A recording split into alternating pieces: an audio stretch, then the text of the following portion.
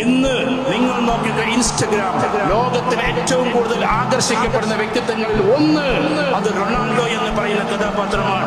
ഒരൊറ്റ പോസ്റ്റ് ഇറക്കുമ്പോഴേക്ക് 5 കോടിയും 6 കോടിയുമാണ് അദ്ദേഹത്തിന്റെ കാണുന്നത്. അതിലൂടെ മീഡിയയിലൂടെ കോടികൾ വാങ്ങുന്ന ആളാണ്.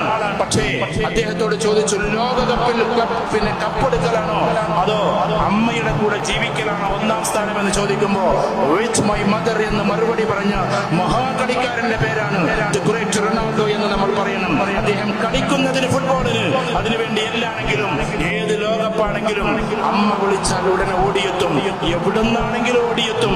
അമ്മയെ ആൾക്കൂട്ടത്തിൽ വെച്ച് കെട്ടിപ്പിടിക്കും. റൊണാൾഡോയുടെ അമ്മയോട് റൊണാൾഡോയെ പോലെ ആളുകൾക്ക് സ്നേഹമാണ്, കാരണം അത്രമാത്രം സ്നേഹിച്ചു.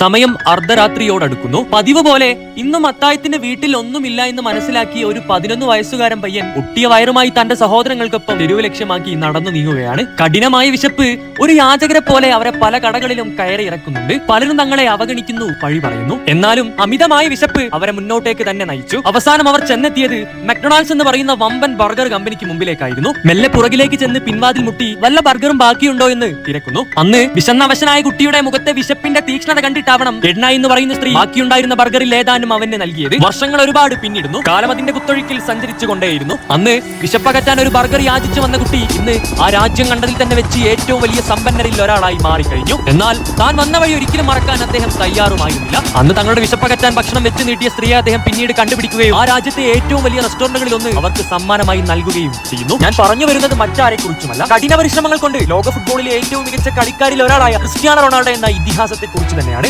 എക്സ് റിയൽ മാഡ്രിഡ് താരമായിട്ടുള്ള ഗൂട്ടി ഹെർണാണ്ടസ് 2017 ഓഗസ്റ്റിൽ അദ്ദേഹത്തിന്റെ ട്വിറ്റർ അക്കൗണ്ടിൽ ഒരു വാക്യം കുറിക്കുകയാണ്. അതെ, അത് ഇപ്രകാരമായിരുന്നു: ഒരു ടീച്ചർക്ക് 30 കുട്ടികളുള്ള ഒരു ക്ലാസ് നിശബ്ദമാക്കാൻ കഴിയില്ല, എന്നാൽ ഒരു സ്റ്റേഡിയം മുഴുവൻ നിശബ്ദമാക്കാൻ കഴിയുന്ന ഒരു കളിക്കാരനെ എനിക്കറിയാം. അദ്ദേഹം ഇപ്പറഞ്ഞത് മറ്റാരെ കുറിച്ചുമായിരുന്നില്ല, അതെ, റിവഞ്ചുകളുടെ രാജകുമാരൻ സാക്ഷാൽ ക്രിസ്ത്യാനോ റൊണാൾഡോ എന്ന ഇതിഹാസത്തെ കുറിച്ച് തന്നെയായിരുന്നു. ലാലിഗയിൽ ബാഴ്സയോടെ ഏറ്റ തോൽവിക്ക് പകരം വീട്ടണം. അവരുടെ തട്ടകമായ ബെർണാബുയിൽ കയറി ജേഴ്സിയൊരു മെസ്സി സെലിബ്രേറ്റ് ചെയ്തതൊന്നും അവർക്കങ്ങനെ മറക്കാൻ കഴിയുന്ന ഒന്നല്ല. കാറ്റാലൻ ജനതയുടെ തറവാടായ ക്യാമ്പ് നൗവിൽ വെച്ചായിരുന്നു മറ്റൊരു എൽ ക്ലാസിക്കോ വേദിയാകുന്നത്. ആ ഒരു മത്സരത്തിന്റെ 80-ാം മിനിറ്റിൽ ജെറാർഡ് പിക്കെ എന്ന ലോകം കണ്ട ഏറ്റവും നല്ല ഡിഫൻഡറെയും കബളിപ്പിച്ച് റോണ തുടുത്തുവിട്ട ഷൂട്ട് സുന്ദരമായി ഗോൾ വരെ ലക്ഷ്യം കാണുകയാണ്. യെസ്, ഗോൾ അടിച്ചതിന് ശേഷം CR7 നേരെ ചെന്നത് ഗ്രൗണ്ടിന്റെ ഒരു കോർണറിലേക്കായിരുന്നു. പ്രതികാരം വീട്ടാൻ സമയമായിരിക്കുന്നു. നിശബ്ദമായ ക്യാമ്പ് നൗ സ്റ്റേഡിയത്തിലേക്ക് നോക്കി റോണ തന്റെ ജേഴ്സി ഒരു മെസ്സി അന്ന് ചെയ്ത സെലിബ്രേഷന് മറുപടി കൊടുക്കുന്നു. ഈ ഒരു മത്സരം നേരിൽ കണ്ടതിന് ശേഷമാണ് ഗൂട്ടി തന്റെ ട്വിറ്റർ അക്കൗണ്ടിൽ ഇത് കുറിക്കുന്നത്.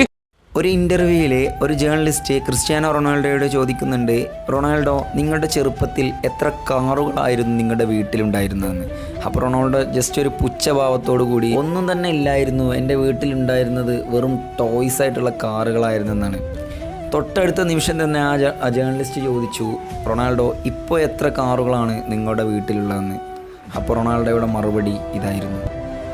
ഈ മനുഷ്യൻ്റെ ഈ ഒരൊറ്റ മറുപടി മാത്രം മതി നത്തിങ് ഈസ് ഇമ്പോസിബിൾ എന്ന് നമ്മൾ പറയുന്ന ആ ഒരു വാക്കിൻ്റെ അർത്ഥവത്ത് എത്രമാത്രമാണെന്ന് മനസ്സിലാക്കാൻ.